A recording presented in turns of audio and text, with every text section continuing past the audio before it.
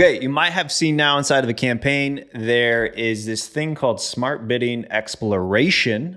It is in beta, so I don't know if every account sees this, but most of them do now.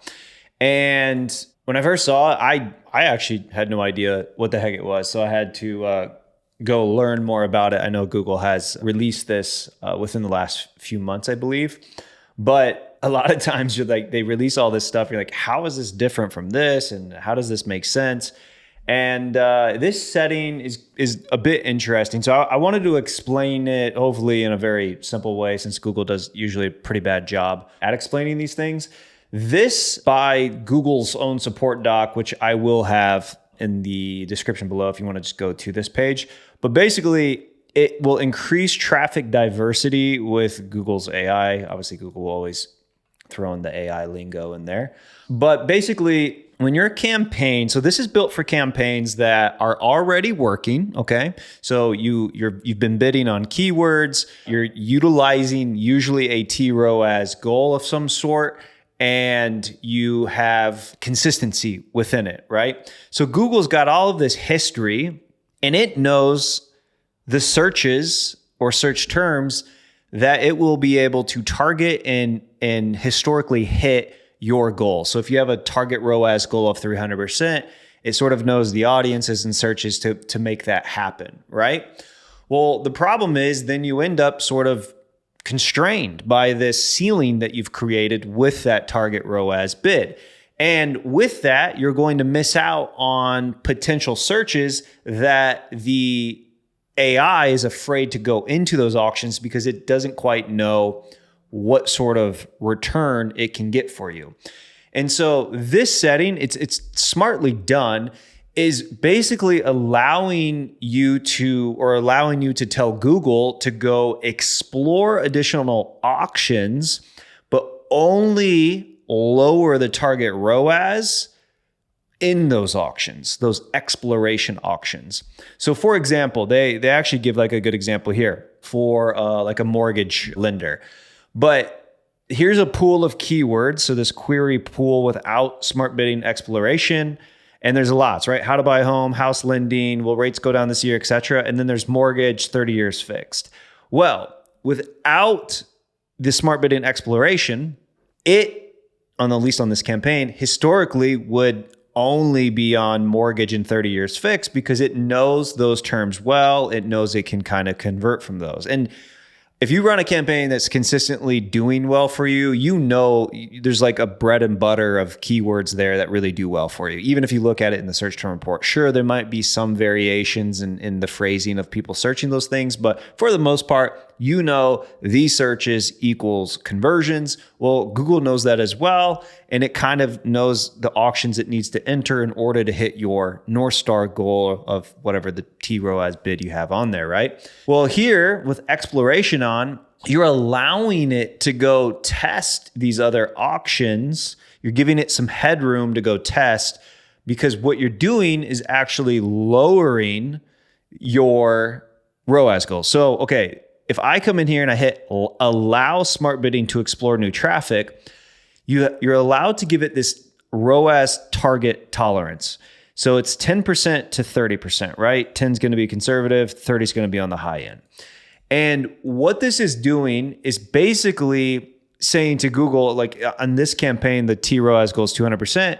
It's saying, hey, you can use some of the ROAS headroom here of a tolerance level of 10% in this case, and then use some of that to go explore these additional auctions. Now, you will end up with a lower ROAS, right? Because it's going to use 10% to go explore with.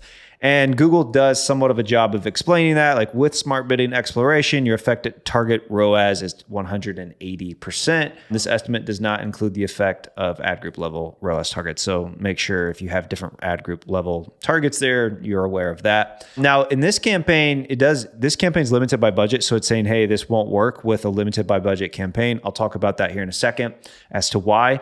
But yeah, you have these target tolerances of 10 to 30%, right? And so 30 would be the most aggressive, 10 being the most conservative.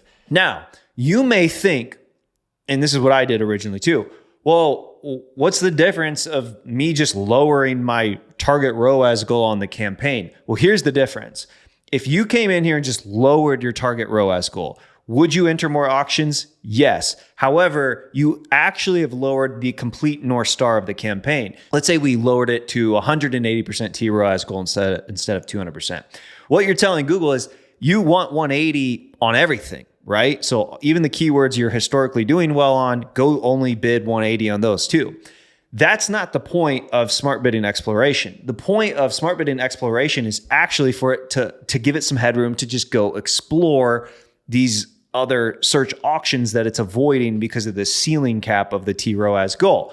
So by using this, you're actually still bidding on 200% TROAS, in this case, on those keywords and search terms that historically have done well and Google knows, right? So it's still going after a 200% ROAS goal there.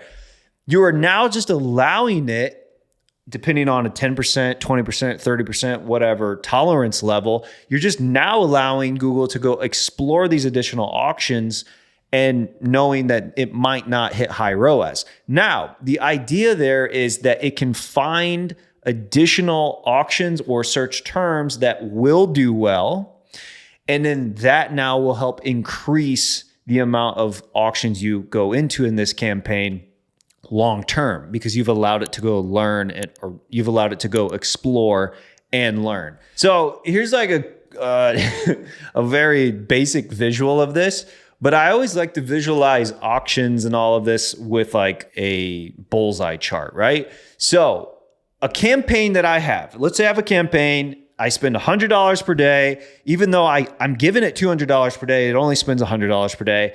It gets consistent conversions for me and it hits my goal of 200% ROAS, right? And I've got all these keywords I've tested in there, but for the most part, it's a very consistent campaign. Well, Google has me dialed in this sweet spot, right? So this sweet spot, it knows, hey, we can enter these auctions, we can make money here. And it does, because then like you end up at the end of the month or a 30-day period and it hits your TROAS goal. The problem is it doesn't want to venture out in these other rings, right? Because if it goes too far out, it knows it won't hit ROAS goals because you've created this ceiling. So you've actually capped the amount of auctions you're allowing Google to enter and learn from because you need to go hit this goal. So now with smart bidding exploration, you're giving it headroom, a small percent of headroom, to now go enter these other auctions that you never would have been in before for Google to go learn from and hopefully be able to generate additional volume in these other auctions, learn from, and maybe actually now consistently hit these other search terms and auctions successfully at your true North Star of a 200% ROAS or whatever your campaign goal is. Okay, so when would you actually even use this? Well, one, you have to have a campaign that A, is not currently limited by budget, because if you're limited by budget, just increase the budget. You're gonna actually increase more auctions just by doing that. So you don't need smart bidding exploration for that. And in fact, it gave you this notification, or gave me this notification that on a campaign that's limited by budget, it's like, hey, this won't work with that. So you have to not be limited by budget already. It's got to be a campaign where you don't have extremely high impression share already, because then what's the point there either, right? Like if you're getting like super high impression share, there's probably not a whole lot more for it to go explore. So it's got to be like a campaign that you're more than likely sort of capped out. You haven't had too much growth from it in a while. It feels plateaued, but it's consistently working for you. It is hitting your campaign goal, your bid goal of whatever that TROAS goal that you set. That is a perfect campaign to test this on, because you're constrained essentially by that goal and there is room for more auctions to go explore. This would be a great setting now to go use in a campaign like that. I would recommend doing a campaign experiment. So split the traffic between, your current base campaign and then create a campaign experiment where it splits a percent of the traffic over to the same campaign, but now with smart bidding exploration turned on. It's a very safe way of testing it.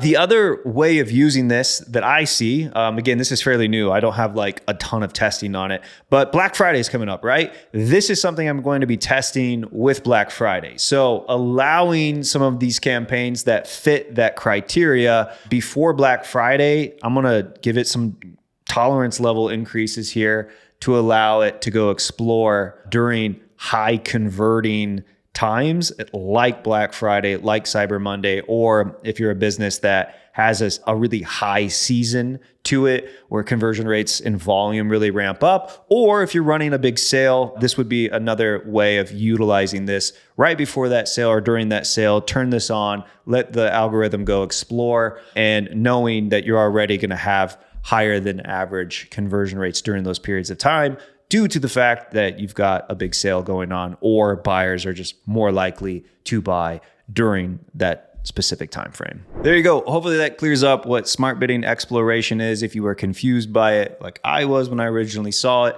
Hopefully you got great value from this. I'll see you on the next video.